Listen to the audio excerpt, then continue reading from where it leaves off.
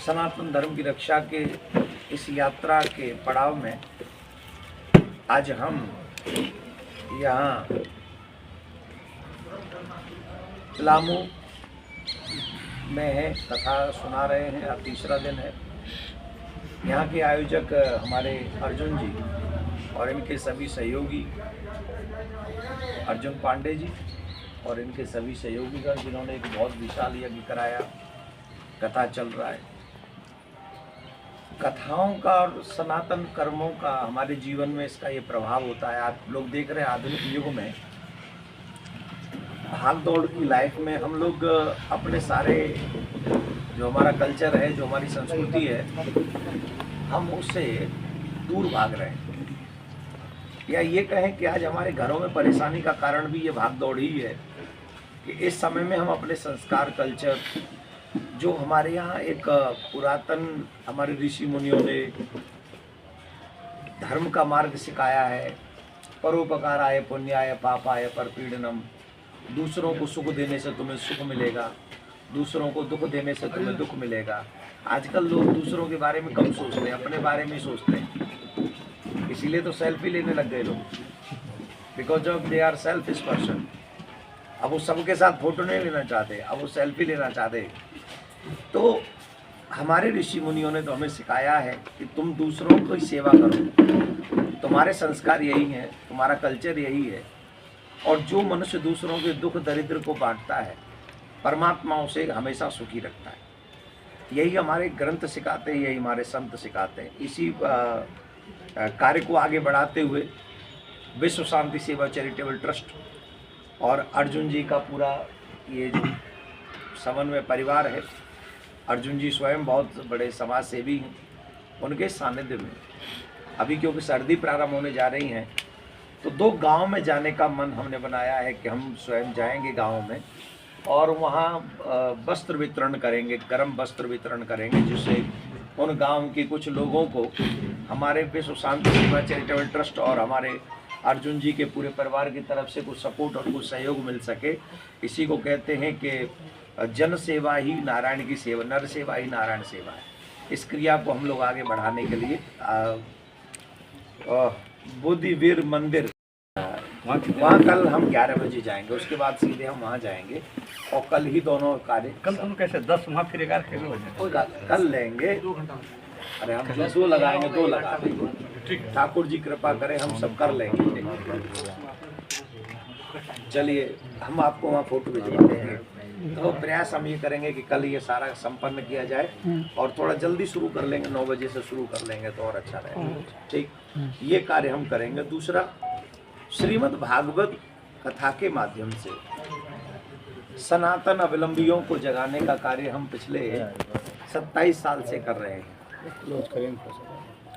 हमारे धर्म पर बार बार आघात होता है, कुठाराघात होता है। हमारे सनातन धर्म को नीचा बोला जाता है, कोरोना बोला जाता है, HIV बोला जाता है, न जाने क्या क्या बोला जाता है। इन सबके बोलने वालों के लिए, क्योंकि वो तो कुछ भी बोल के चले जाते हैं, परंतु हम कथाओं के माध्यम से आप सभी को, पत्रकार बंधु, आप सब इतने श्रेष्ठ लोग हैं, समाज के एक पिलर हैं, आप लोगों के माध्यम से भी हम समाज को एक मैसेज देना चाहते हैं। धर्मो रक्षति रक्षता। जो मनुष्य, जो समाज अपने धर्म, अपने संस्कारों की रक्षा, अपने कल्चर की रक्षा नहीं कर सकता, उसे कोई भी सुरक्षित नहीं रख सकता। वो कभी भी आने वाली पीढ़ी को सुरक्षित नहीं कर सकता। सनातन धर्म किसी का बुरा नहीं चाहता है, सनातन धर्म सबका भला चाहता है। हम लोग कहते हैं विश्व में शांति हो, ये कहने वाले सिर्फ हम हैं। सुखी बसे संसार सब, ये कहने वाले हम हैं। धर्म की जय हो कहने वाले हम हैं। अधर्म का नाश हो ये कहने वाले हम हैं। विश्व का कल्याण हो ये कहने वाले अकेले हम हैं, और कोई नहीं है। गौ हत्या बंद हो ये कहने वाले हम हैं। गौ माता की जय हो, पृथ्वी माता की जय हो, गंगा माता की जय हो, ये कहने वाले हम हैं। क्योंकि हम प्रकृति को पूजते हैं, हम जीवन के सार को पूजते हैं, और जो हमारे ईश्वर को नहीं पूजते, हम उसे मारने की धमकी नहीं देते। हम कहते तुम नहीं पूछते तो मत पूछो। लेकिन हमारे धर्म को, हमारे देवी देवताओं को कोई उल्टा सीधा बोलता है, और फिर भी वो एक संवैधानिक पद पे रहते हैं। इनको जगाने के लिए, हम समाज के लोगों को जगाने के लिए आप लोगों के माध्यम से आह्वान करते हैं कि आप जागें, अपने धर्म की रक्षा करें, आने वाली पीढ़ी की रक्षा करें। अभी राम मंदिर का निर्माण हो रहा है, 22 जनवरी को उद्घाटन होगा, भगवान श्री रामलला का दर्शन होगा। लेकिन आप सबको हम बता दें एक और वेदना जो हम सब के मन में होनी चाहिए। औरंगजेब ने 1670 में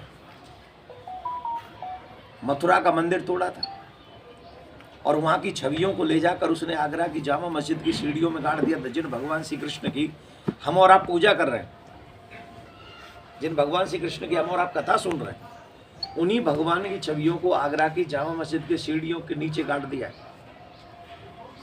और आज भी विधर्मी लोग उस पर पैर रख कर चढ़ के जा रहे हैं। ये क्यों है? जब आपको पता है, आपने अपने इतिहास को सुना है, पढ़ा है, तो कम से कम इतना कर लीजिए भाईचारे के नाते, ये कहिए कि हम इस पे नहीं चढ़ेंगे और आप इसकी चेकिंग कराइए, अगर हैं तो अपने भगवान लेके जाइए। इसमें किसका नुकसान हो जाएगा बताइए जरा। इसमें तो किसी का नुकसान नहीं है। पर कोई भाईचारे की बात ऐसी हमारे सामने कि हमको कोर्ट जाना पड़ा, हम कोर्ट में गए आगरा, हमने और आगे प्रार्थना कर रहे हैं हाई कोर्ट से कि सीमित दायरे में इस चीज़ को ख़त्म किया जाए। तो हमारा अभिप्राय आप समझ गए होंगे, हम सनातन के लिए कार्य करते हैं, हमें किसी अन्य पंथ पे चलने वाले लोगों से कोई शिकायत नहीं है। लेकिन हम सनातनियों को जगाने का काम कर रहे थे, कर रहे हैं और करते रहेंगे। जिन जिन सनातनियों को अपने धर्म की चिंता हो, अपने परिवारों की चिंता हो, जिन जिन सनातनियों को अपने आने वाली पीढ़ी की चिंता हो, उन सबको हमारे साथ कदम से कदम मिलाकर चलना चाहिए और भगवान श्री कृष्ण के भव्य मंदिर के निर्माण की प्रार्थना सरकार से करें, जुडिशरी से करें और समाज से भी करें। कल तो पीएम बोल दिए कि अयोध्या के बाद मथुरा का ही बारी है। तो हमने पीएम से पहले हम बोले थे ना। और बोले कहाँ से थे हम? भागवत व्यासपीठ से। तो व्यासपीठ से तो जो बोल रहे हैं, तो ठाकुर जी ने ही ना कुछ अच्छा करवाया होगा। अब हमारे बाद बोले थे पीएम के बाद पहले, कल बोले कल वहाँ तो पहले आप बोले हैं।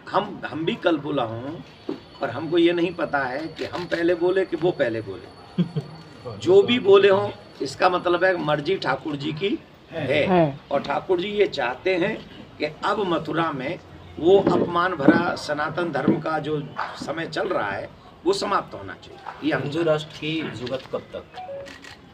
क्या हिंदू राष्ट्र की जुगत कब तक? देखिए, हम ये इस विषय में नहीं पढ़ना चाहते। हिंदू राष्ट्र, राम राज्य की कल्पना हमको करनी चाहिए। हिंदू राष्ट्र मीन्स राम राज्य, हिंदू राष्ट्र मीन्स राम राज्य। राम राज्य का मतलब क्या है? हम लोग क्या कहते हैं? राम हमेशा धर्म की जय हो, तो राम राज्य में धर्म की जय होगी। अधर्म का नाश हो तो अधर्म भी जो चलने वाले लोग होंगे उनका नाश होगा।